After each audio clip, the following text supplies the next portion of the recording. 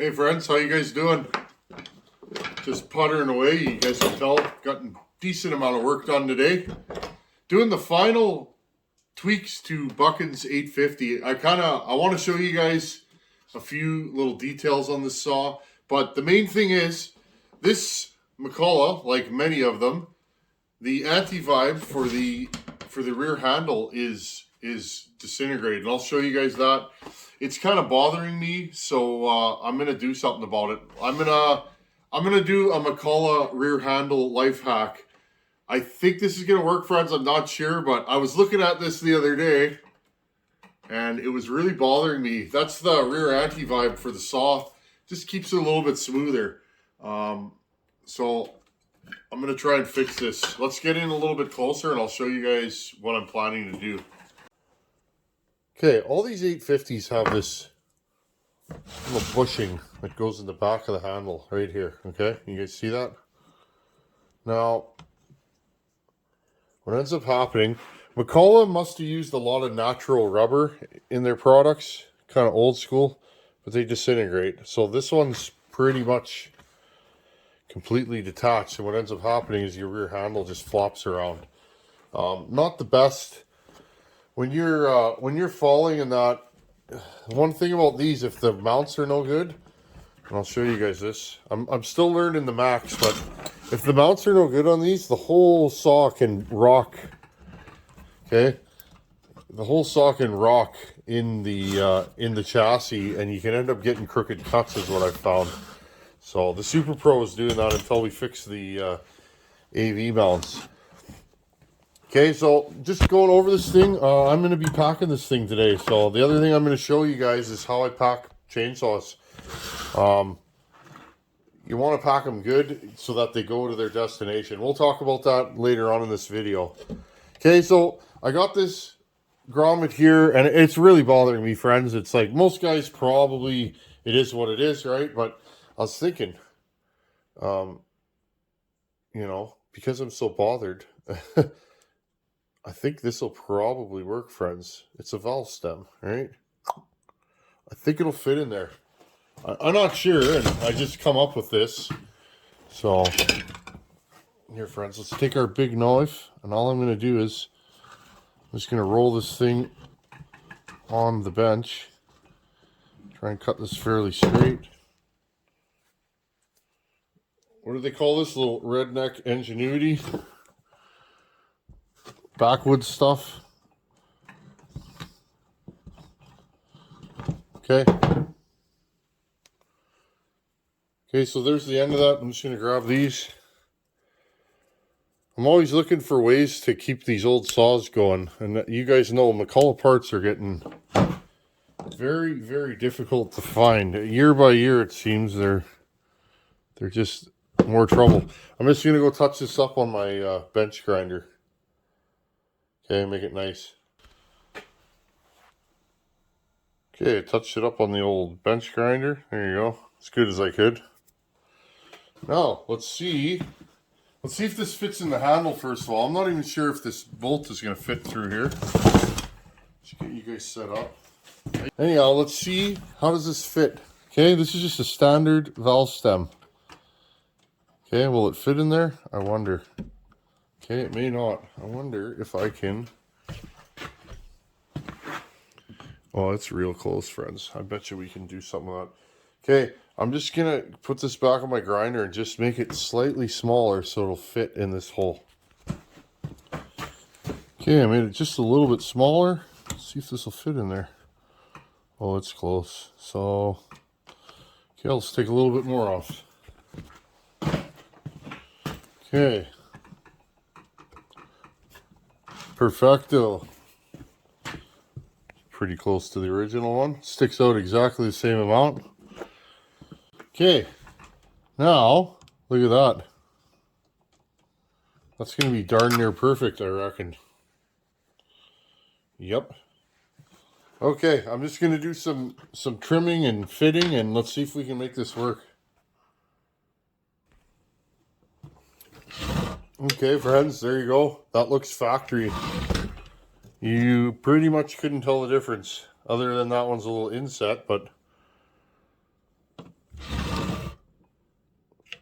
Okay, and now look how tight this saw is now. It's the thing, when you're running a 32-inch bar on a power saw, and you know this thing's gonna wear 32, because Buckins gonna be running it, you need that saw to be a little bit extra stiff. So there you go, valve stem and a little ingenuity, and away you go. Everything looks good. Okay, I'm going to show you guys what I do before I ship a power saw. Okay, friends, I get asked this a lot, so I figured I would just do it on film, more or less. Shipping power saws, what do I do? What do I do before I send a saw, and how do I pack them?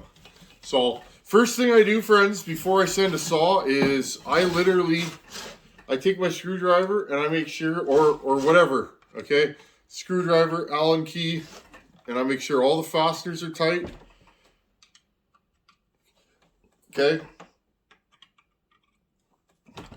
I just want to make sure that when the end user gets this thing, I'm going to use this because I get a little bit better grip on it. When the end user gets this saw, I want them to enjoy it and not have a bunch of issues, okay? Okay, same thing. I make sure that the recoil is working.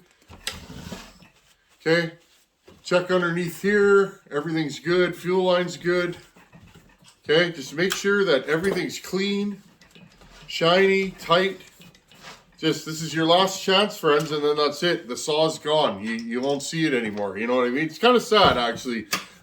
Some of these saws, you get a lot of time on them. Now, I gotta get my air gun, and I'm gonna blow out. I'll just do it right here on the bench, friends. But I already pre-blew out this thing to work on it. Okay.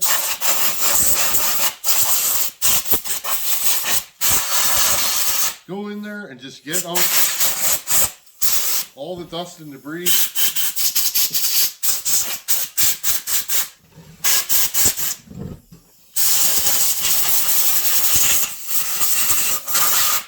Okay, make sure the saw is presentable. When it gets pulled out of the box, for me, I want the person to remember sending that dirty old power saw or whatever, and when they unbox the box, seeing a shiny, new-looking saw, or as clean as you can make it.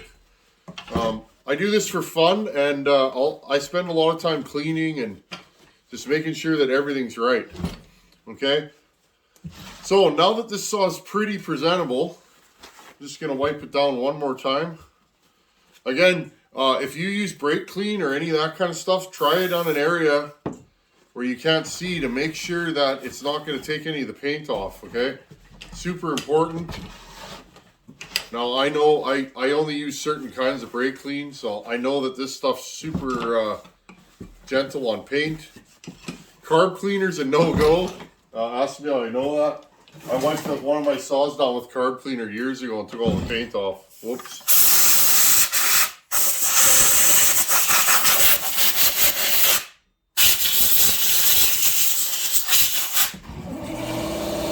Oh, almost got that off, right? Okay, now next thing. This is the most important part when you're shipping a saw. And I'm sure a lot of you guys know this, but for you newcomers, let's face it, we buy saws on the internet, a lot of us do. Now, I'm sticking this in there, I'm soaking up the remaining fuel that's in the saw, okay? Dump the gas in the oil. I'll show you guys how I do the oil after, okay? I want to get the remaining fuel out as quickly as I can because I want to get this thing boxed, okay? So basically what ends up happening, friends, is you can put this side up on a box, but sometimes it'll go on its side. These McCulloughs, the caps tend to leak, right? Well, if you leave the saw full of fuel, what ends up happening is it leaks and contaminates the whole load. And what'll end up happening is your saw won't go anywhere. It'll just sit there in purgatory. Sometimes they'll wrap a bag around it and it'll show up a month later. Sometimes it just kind of disappears. So a power saw like this, I have a lot of time in this build, and I want to make sure that it gets to the destination safe. especially these things weigh like 20 pounds, you know what I mean? So that's a lot of weight bouncing around inside of a box. Okay, so get all the fuel out of your saw and then move on to the oil reservoir, okay? Now, what I usually do with the oil reservoir is I will literally put gas in there. I'll dump some of the mix oil from here into the gas tank, and I slosh it around, and that'll rinse out the remaining oil after you dump it, okay? If you really want to be, you can do this. Put that in there, again, rinse it around, and then dump it out. See that? Okay. We'll do that. Now I'm just going to finish blowing out this fuel tank, and then we'll find a suitable box and we'll start packing this thing. I'll show you guys a couple other little things that I do when I ship saws, and it really helps, and they always show up at their destination. Everything's been cleaned out. I usually take my air hose if I'm packing in one day. I'll take my air hose, shove it in there, and blow all the gas vapors out. Same thing with the oil tank. I'd like to get this packed in one day. The gas tank is completely dry now, so I'll put the cap back on. Oil tank is as dry as I can get it, so we'll call it good. Should be fine. Just make sure you don't have oil in the tank. That's usually the one that gets people. That oil will leach through 4 layers of cardboard. Ask me how I know.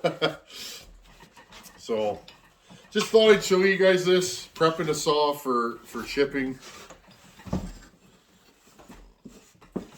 Those of us that do this quite regularly, I mean everybody does it differently. I have a little bit of a system that I use now. Same thing, I'm going to run this down in there. These Macs have a lot of places for mung to hide. Pull that right through. There you go. She's spick and span. Okay, got our NOS air cleaner. Put that on top there. Again, this is my last look at this saw, so just gotta make sure everything's good. You hope, right? You hope it doesn't come back. If it doesn't come back, that means that whoever has it is happy. Now, those of you that watch know this is Buckins saw, and we've been experimenting with the Macadie Macs. So, and this is, I would say the 850 is probably the best of the 80 cc's from what I hear.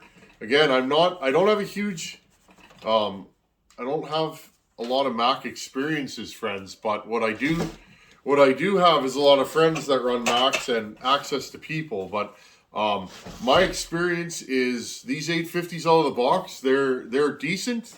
They pull decent RPM. They're not bad. Okay, friends, so there you go. This thing's completely clean, shiny, no oil, no fuel coming out. Now I'll show you the next thing I do. I'm going to put this clutch cover on. I'm happy but sad. Every time I build a saw like this, just got to put these nuts on. Every time I build a saw like this, friends, it's sad to see it go because it's fun, right? It's fun to run. I rarely build saws for me anymore. The fun for me is, building saws for other guys. But in this case, I wouldn't mind building one of these for myself. Where's my other scrunch here, friends? I'll find it. Okay, I'll get this all done and I'll show you guys the next step. Let's have one last look at this mighty beast. Call it Pro Mac 850, ported, custom pipe, Pro Mac 800 crankshaft, 1010 flywheel, and a custom recoil so that it all fits together. We saved a couple 100 grams of rotating mass in this saw and ported it and piped it. So new fuel tank assembly. All these parts were courtesy of my buddy Dave. Thank you, Dave. I couldn't have made this happen without you, buddy. And that's the truth. NOS tank. Basically, this is a new saw now. Jason Mercer. Jason sent me this recoil piece. So, again, thank you, Jason. So cool that you guys want to help out. It's a good community we have here. Okay, now next step. So this thing's completely empty, drained of fuel, cleaned, shiny. I'm done looking at it. I'll show you guys the next step. Okay, so what I do here, folks, is I try and find a box, okay, that's not too tall, not too short, okay. I'll show you guys this. I want a box that fits the saw pretty snugly, but not too snug. Okay, now, these dogs, if I don't put something over there, those dogs 100% are going to go through this wall of this box here. So, that's the first thing I'm going to do.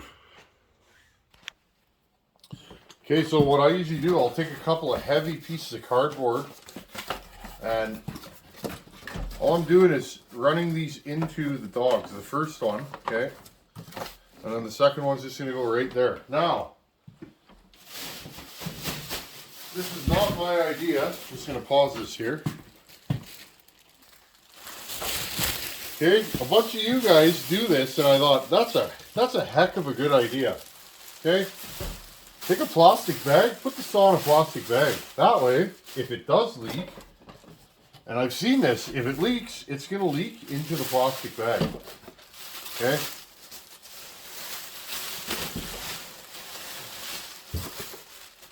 Okay, make sure these pieces of cardboard are stuck in there, which they still are. Cinch the bag up tight.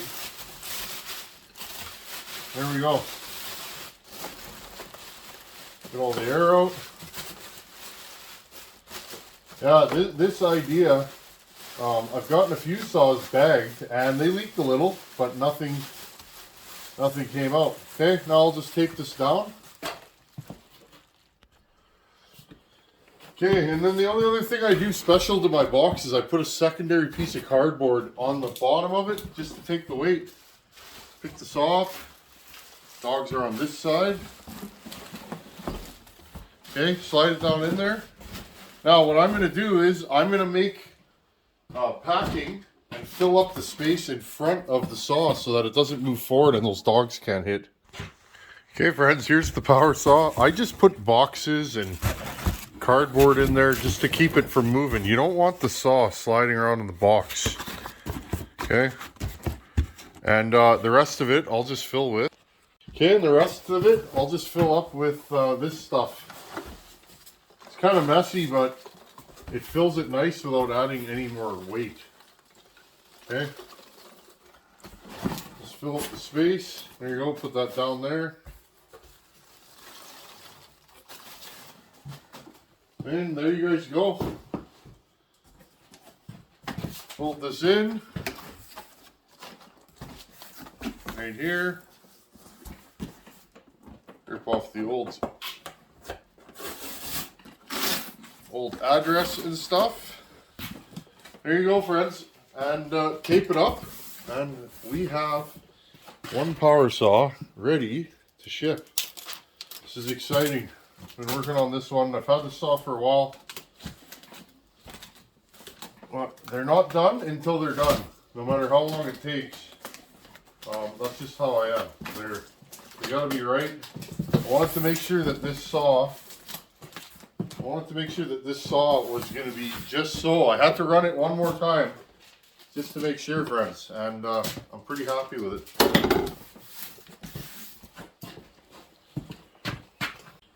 Okay, friends, there you go. Make sure you put up, please. That way they know you're a Canadian and you're a polite fella. I like putting please on there. It's not as demanding then, you know? Anyhow, friends, there's another saw done. And can't wait for Buckin to try this thing. I'll bring it in the house now, fill out a shipping label, and off it goes. Coming up, we got to dive back into that Echo 590, friends. It seems like the weather's going to go up this week. Hopefully it stays good on the weekend. Just trying to get little odds and ends out of the way. And that way, I need a full day on that saw. I need to put that thing together, let the glue set, and then be able to fire it up and try it right away. And see what it's going to do. Who knows if that carb I built's going to work. Anyhow, friends, as always, thanks for watching. Take her easy. Later.